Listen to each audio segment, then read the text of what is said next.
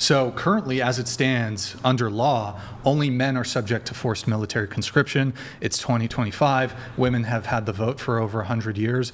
I think that they should be subject to forced military conscription.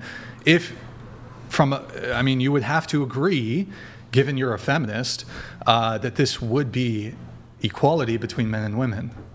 You're shaking your head. Why is that? Because we're not as strong as men are, and we birth kids, and we birth. Are they? Wait. So you don't give birth. Like, that's something that we were given when we were born. Okay, I love it. That's what we do. We birth. So that's a big thing that we do. You were born because of a woman. Like, you wouldn't be here without a woman. Right. But we don't. But biologically, we don't share the same traits, and you know this because you've talked about it before in your. Absolutely.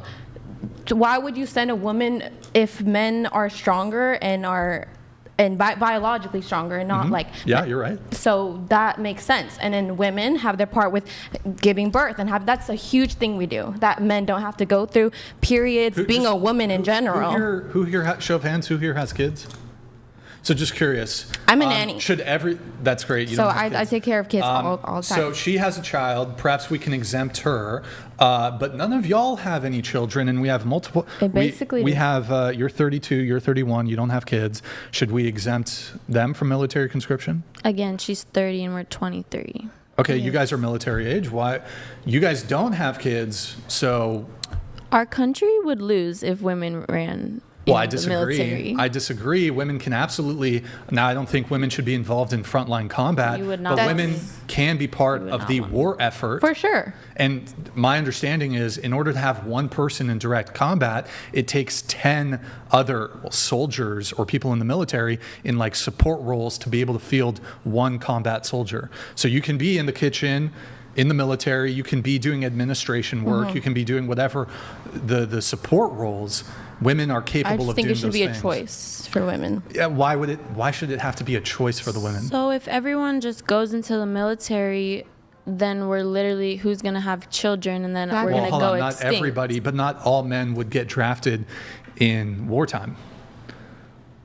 Right, but you're saying like women don't have duties. Our duties is to literally raise civilization. You don't, but it's not a duty. It is, unless you want crackheads running around motherless. Well, hold on. So it's not no. It's not a duty in the same way that men have a duty. So, for example, is there, and point me to actually any country in the world where women can be forced by the government to have children?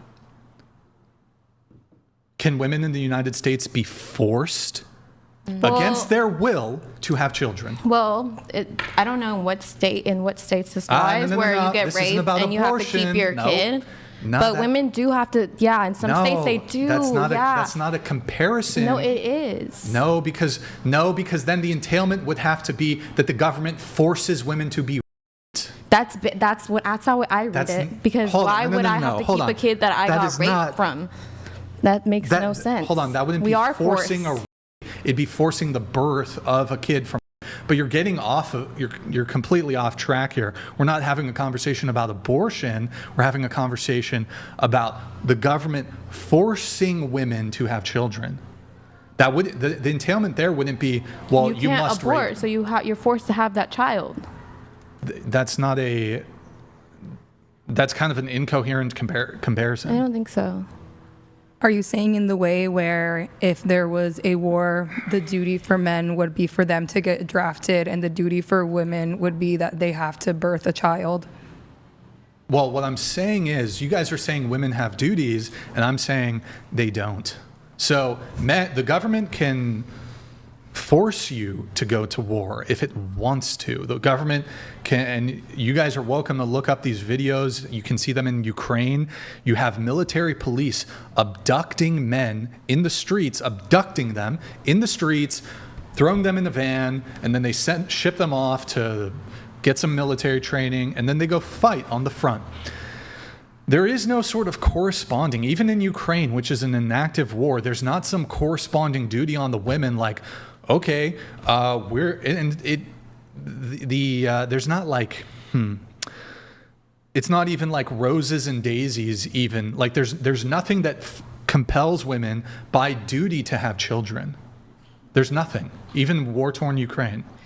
I guess with the situation you're offering, yes, I think women are as capable as men going military and being drafted. But personally, I don't think anyone should be drafted. Well, okay, but governments and nations are not going to relinquish their ability to call on its citizenry in the event of a military conflict.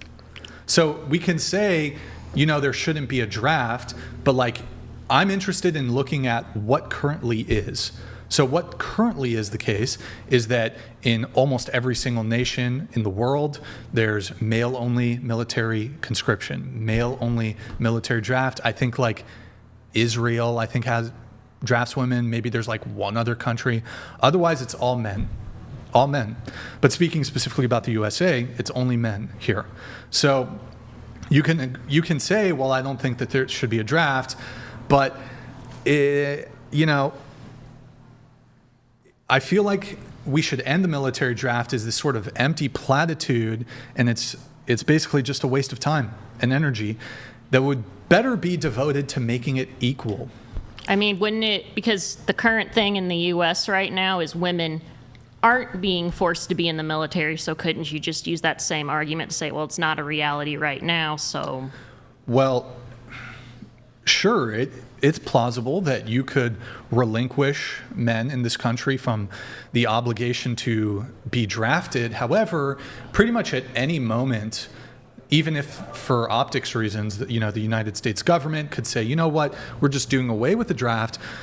But then the government can just, in some desperate time of war, can just be like, you know what, we're going to pass a law and bring the draft back. Well, it'd be understandable if they did that to draft everyone, I suppose, but... Well, legally, though, as it stands, if there was a draft, women would not be subject to it. And historically, women have never been subject to military conscription. But honestly, I think that we've come to a point where there's trans people and all of that, and I think that maybe everyone should just be tested, and then if you are capable and strong enough, you can pass a physical test, and then everyone can get drafted, because there's muscle mommies, there's very strong women that would be down to do that. There's very masculine women. So I think it should be open to everyone. Everyone should go through the same test, and if you are not physically capable of protecting this country, then move on to the next. Okay, the trans stuff. But going back to your thing, we should end the draft. I just think this idea that we should end the draft is this sort of irrelevant red herring, and we should. It's you're trying to shut down the discourse on gender equality. We should just equalize it, because again, nations and governments, the United States government will not relinquish its right to have a military draft. It's conceivable in some sort of, who knows what kind of scenario in the future could desperately need people to be drafted for the military.